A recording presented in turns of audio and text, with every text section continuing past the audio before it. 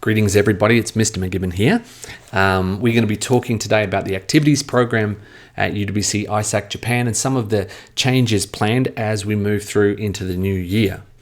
So I'm going to go through a few details here, a bit of a chat to set the scene, and then I'm going to show you what we've managed to come up with so we can sort of share a vision on that and get some feedback. Now, the activities program is where you come to practice leadership. Our leadership practice is identifying what's important, what's needed, taking action in the face of discomfort, using diversity as a strength, and supporting others in this practice. And I think if you think back through the years, there are many things that have happened on campus that are part of the activities program that sort of work into the fabric of things and the student experience. And I want to thank you for your part in that. Even if we look at this year, that's been a very challenging year. Every day, every week, students are providing opportunities for each other. There are like 35 different clubs, some of which have been highly successful, some of which have had struggles, but all of which come into this with the intention of creating great experiences. So thank you for your part in that. I think it's safe to say as well that this year has been full of challenges. And it reminds me of this tanker that got stuck. We had an unusual start to the year. COVID restrictions held us back from lots of trips and lots of experiences off campus and forced us to look inwards a little bit. Some of the challenges of ambiguity and uncertainty led to shaky commitments. So non-attendance was an issue this year. Kind of a feeling of a loss of hope was there for some as well. And it has to occur to us that for some students, this is all they know. Their entire experience has been a COVID experience. Therefore, they haven't had the best of the activities program. And so I think that sort of puts in my mind that with this new year coming, things are going to be different. And there's new opportunities that will come with that. And I would like personally to reset the program, reboot. Into a new version, which is better. For my own part, I'm looking for exciting and creative ideas, helping students have momentum towards goals. I really want to focus on positivity, which is at the heart of UWC's mission, and it's at the heart of ours as well. That sort of hope that you can change things. If you put your mind to it and you organize yourself well. Also, a focus on what is important and what is needed. I don't want to have just a series of experiences that students select from. I have always wanted, and I think it has got to this point in the past, a series of elevated experiences that are the highlight of the school experience. I put experience down there twice unintentionally, but the idea is that when they leave school, their memories are very strong of the times that they spent in the activities program. And they help form the picture of how they view the school in positive light. So, just to recap, when I talk about activities, I'm talking about core activities, active sports, and student-initiated activities.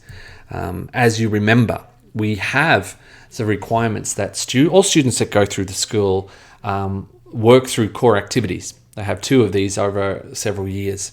And the categories that we identified that were fundamental to who we are: stewardship and sustainability, knowledge of global affairs, diversity and inclusion, Japanese culture, peace and nonviolence, leadership, coaching, and creativity and entrepreneurship.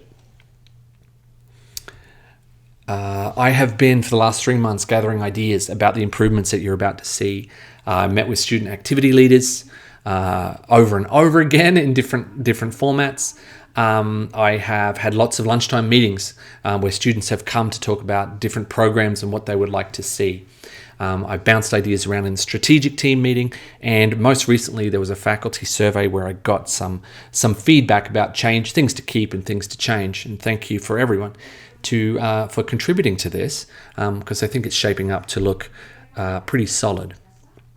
So these were the 6 major needs identified. 1, a need for effective student leadership, big goals and impact measurement, to be ambitious and to aim for something good. We're looking for a robust competitive sports program. A need for more leader support. So in order for students to reach the heights that we're hoping, they need to have continued support and augmented in that area. Students identified a need for coaches and a real need for faculty support in an interventionist kind of way, a way that sort of really does the work with them and helps them learn that way. They also identified a need to improve attendance and accountability. That's been a problem for a long time, and we've got some very concrete things that might solve that problem. A need to be more responsible and structured with resources, money, facilities, time, calendar. All of these things we're going to go through, and let's see what we've come up with here. Okay, here we go. That's exactly the same thing that I was saying before. All right, need for effective student leadership, big goals and impact measurement. So moving into the new year, we have this to some degree now, but all activities going to need to have some sort of event they're working towards. This doesn't need to be a huge event, otherwise our calendar will be packed. But it needs to be something that is sharing what they're doing in a way that makes sense for the club. So this event will need to be measured, reflected upon, and celebrated. So for example, if you are running a club that is a chess club, instead of just hanging out and playing chess, perhaps there is some sort of event where you have a little competition within yourselves. Maybe you do it online with another UWC. We put that in the calendar and we work towards it. The theory is that if we have these goals, if we are talking about the impact we're making on the world, that people will be more organized towards that goal. And then we'll be able to level up in terms of our own personal skill as leaders and our team skills by sitting back and going, that was pretty good. Let's make these improvements. That will all be structured. And I'm going to help out with that. And hopefully before clubs even get started, they're going to be quite aware of what it is that their purpose is and what they're working towards. And hopefully that'll be calendared this year so we can look forward and to those interesting events. The second one is a robust competitive sports program. So believe it or not, there have been times where we have been part of competitive sports programs. We have been out to schools. It has been inconsistent, absolutely.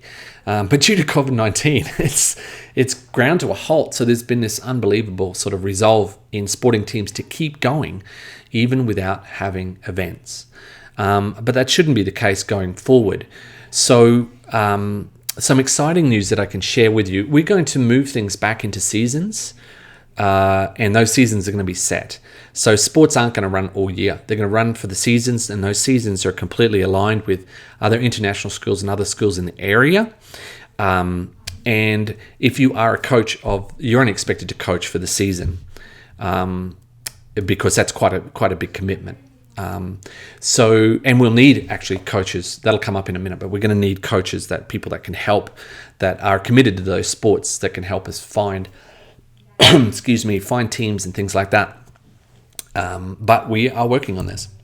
Some good news.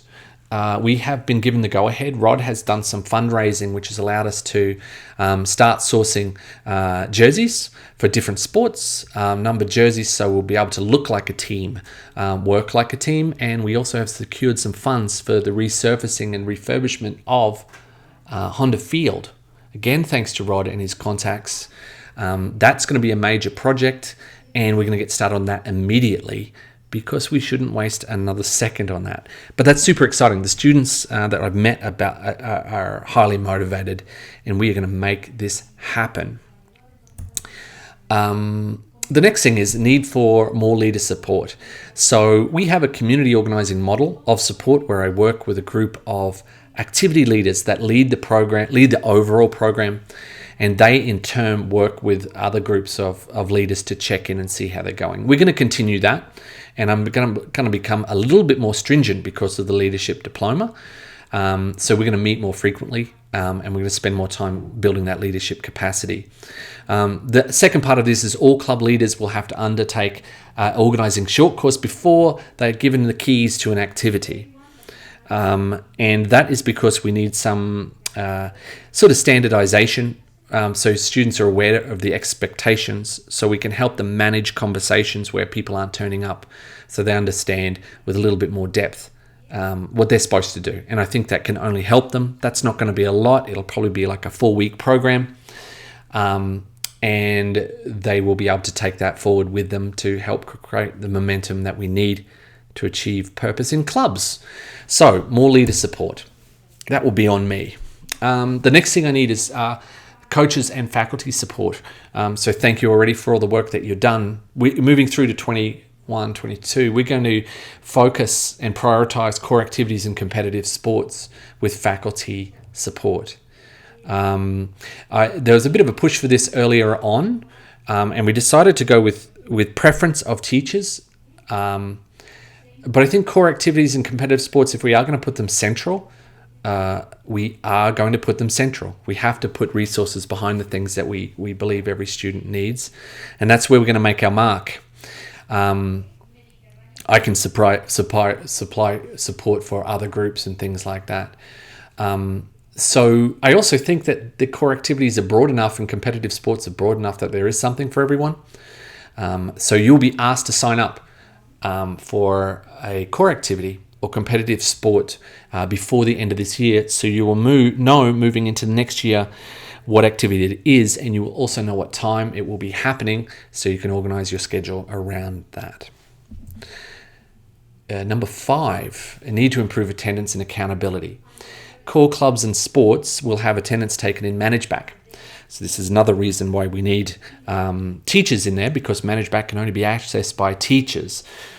We need to tighten up our requirements for the IB diploma. So when a student declares that they have done a sport or they have done a creative activity, that there's integrity behind the attendance being taken.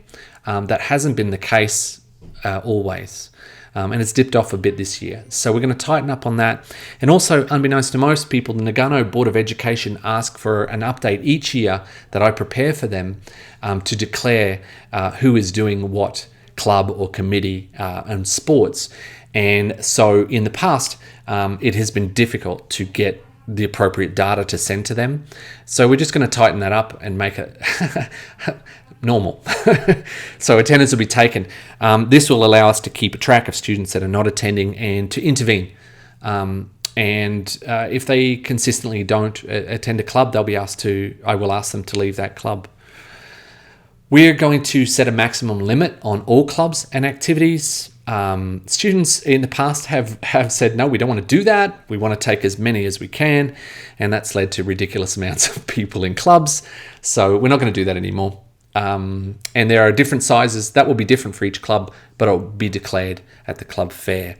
And then sign up will be whoever gets there first. The advisor will be asked to moderate and approve activities a student will take on to help with balance. So in conjunction with Laura, we've been discussing this idea where we are going to put a limit on activities at 4, and I'll talk about that in a minute as well. So if I've got 3 in here, you can see that I've got 3. I'm going between 3 and 4. I think the main point is that instead of having students sign up for a whole bunch of things and then deal with the fallout from that, we're going to ask them to sign up for the things that are most important to them. And then if they want to go over that, we're going to ask them to check in with the advisor. So the advisor will be able to see what the student is up to and have a conversation like a parent would. Do you think you can handle that? How many hours per week does that take up? And to help them process, the activities program is super exciting, and some people get overzealous with it and sign up for so many things that it really starts to affect them through February, March. It's hard to keep it up. Everyone suffers for it when people don't turn up. Other good thing is when we're going to put in the end of September, all the clubs and the sports will be in ManageBack. So advisors will have access very clearly to what the picture of the student experience is. So they'll be more informed. You'll be more informed as an advisor to oversee that and give a little bit of help where needed and a little bit of a push where needed as well if students aren't reaching their CAS requirement. I mean, that's the thing as well. So we're going to improve attendance and accountability. I think everyone's going to win in this situation. Number 6, need to be more responsible and structured with the resources. This is the last one I'm going to talk about here. We're going to reestablish an activities calendar. So we've had a calendar in the past, and it sort of drifted away because of changes of responsibilities of where that would live. I'm going to take on the responsibility for that. So before events can be run, students will and faculty will ask me to put in a sort of request for the calendar date. I will have a full-on calendar that'll be published and viewable, and this is to avoid clashes in events because we don't have the resources. Commonly, 2 or 3 things might be happening on one day, and that causes a lot of frustration. So we're going to have more oversight on that, and I'm going to do that, and I'll explain that at a later date. I don't think there's a downside to that. There's an extra step, but I also think that might moderate, that might create more stability. That's my theory on that. Number 2, core activities will be limited to 3 per section and take place before 6 p.m. Now, at the moment, we have, in order for the leadership diploma to work, some limitations need to be put in place. And because of the resources we have for faculty and supporters and coaches, we're trying to make that as streamlined as possible. And so there will be some limitations on the voting for core activities. And I'm trying to get everything to take place before 6 p.m. To reduce faculty burden. Having said that, as long as I can lock down before the end of the year, if you wanted to do your core activity at a later time, I'm completely open to that. But we need to work that out this year. I can't sort of work it out on the go next year. So you'll be asked to make a decision. If there are clashes, that is to be expected. And students will have to go through the process of working out what's most important to them and what they want to spend their time on. And sometimes they won't be able to do it all, which is like real life. There's so many activities, we can't engineer everyone's success with this. Number 3, we're no longer going to use school funds to attract attendees. Students have been given a bit of latitude with using school funds to say, if we offer snacks, more people will come to our activity.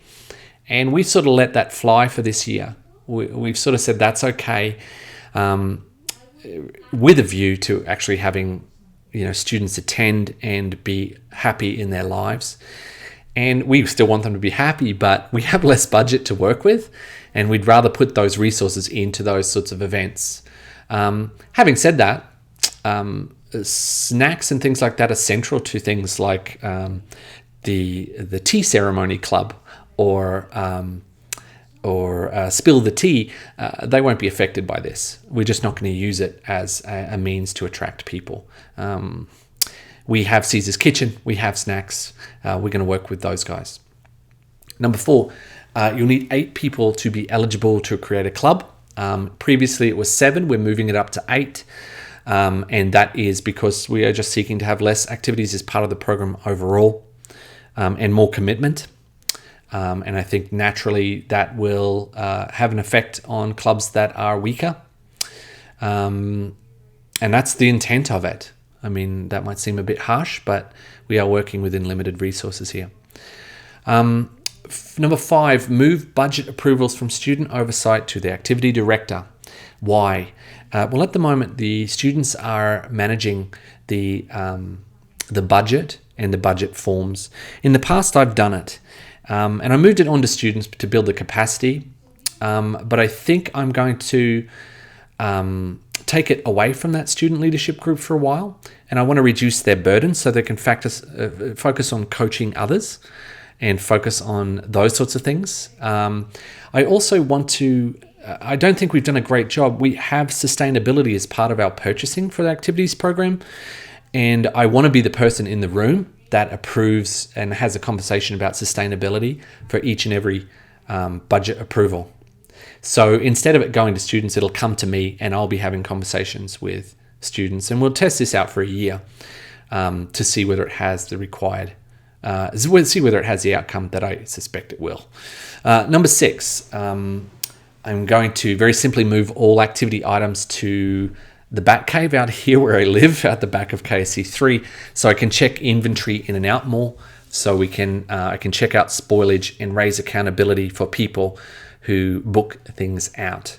We do lose items regularly, or students throw them out, and it's hard to keep track of. So we're going to bring that all together rather than having it in 2 spots. And the last one, which was a student suggestion, is we're going to schedule time in the gym for recreation as well, and casual sports that have nothing to do with the activities program. And that is because there's always competition for our space.